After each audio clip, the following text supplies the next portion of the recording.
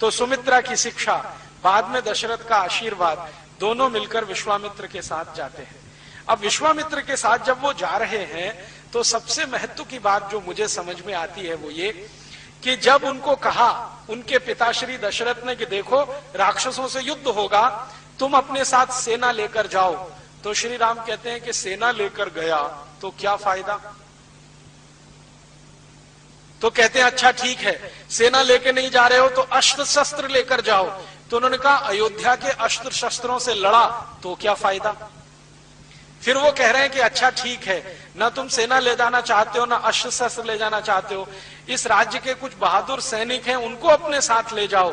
उन्होंने कहा नहीं, ये तो मैं धर्म युद्ध के लिए जा रहा हूं, न्याय युद्ध के लिए जा रहा हूं, इसलिए जहां जाऊंगा वहीं सेना बनाऊंगा, जहां जाऊंगा वहीं अस्त्र शस्त्रों का निर्माण करूंगा, जहां जाऊंगा वहीं संसाधन जुटाऊंगा।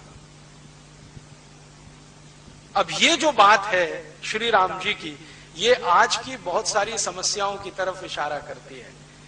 श्री राम में लीडरशिप है, नेतृत्व करने की क्षमता है।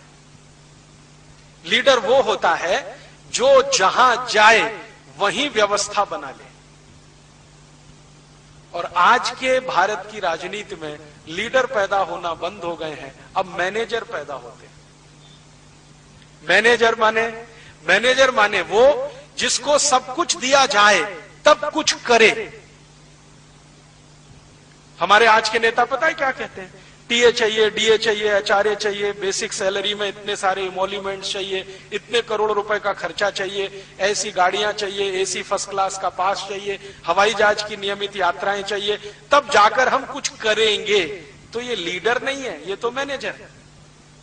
क्योंकि किसी कंपनी में हम मैनेजर को नियुक्त करते हैं तो उसके लिए सब सुविधाएं जुटा कर देते हैं। एक एसी चैम्बर होता है, गाड़ी होती है, टेलीफोन होता है, मोबाइल फोन होता है, सब कुछ होता है। सुविधाएं जुटाकर हम देते हैं, तब जो काम करता है वो मैनेजर होता है। और बिना सुविधाओं के काम करके जो बना लेता है वो लीडर होता है। तो श्री राम में लीडरशिप है और उनको अपनी लीडरशिप पर इतना भरोसा है कि वो कह रहे हैं कि मैं वन में चला गया, आप परेशान मत हो, जो वन में रहने वाले लोग हैं उन्हीं के बीच से सेना खड़ी करूंगा, उनके पास जो संसाधन है उन्हीं संसाधनों से अपने काम चलाऊंगा। कभी मैं अयोध्या राज की सेना मांगने के लिए नहीं आऊंगा। हां, जरूरत पड़ेगी तो गुरु विश्वामित्र का निर्देश लेता रहूंगा और युद्ध नीति में उनसे कुछ सीखता रहूंगा, लेकिन मांगने तो नहीं आऊंगा।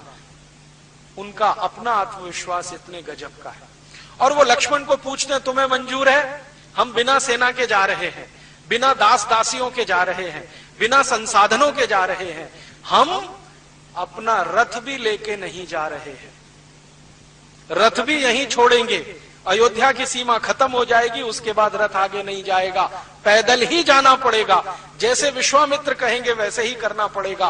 कंदमूल खाने पड़ेंगे, जंगलों में सोना पड़ेगा, पेड़ के नीचे कुटिया बनानी पड़ेगी। हो सकता है कि बहुत सारे कीड़े मकोड़े हमें परेशान करें, उनके बीच में सुरक्षित रहना पड़ेगा। तैयार हो? तो लक्ष्मण कहता है इसमें पूछने की क्या बात है।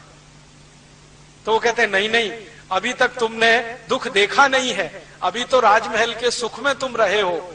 तो वो पूछ रहे हैं लक्ष्मण को कम्बन रामायण में जो ऋषि है ना, उन्होंने राम के बराबर रखा है। मतलब लक्ष्मण बोलते हैं, रामचरितमानस में लक्ष्मण ज्यादा सुनते हैं, कंब रामायण में लक्ष्मण बोलते हैं और बराबर बोलते हैं। तो कंब रामायण में लक्ष्मण कह रहे हैं कि अच्छा, आपने कौन सा दुख देखा है इन महलों में? आपने अभी तक सुख ही सुख देखा है, तो मैंने भी देखा है। अब आप दुख झेलना शुरू करेंगे, मैं भी सीख लूंगा, इसमें कोई मुश्किल नहीं है, चलो। तो दोनों निकलते हैं विश्वामित्र के साथ।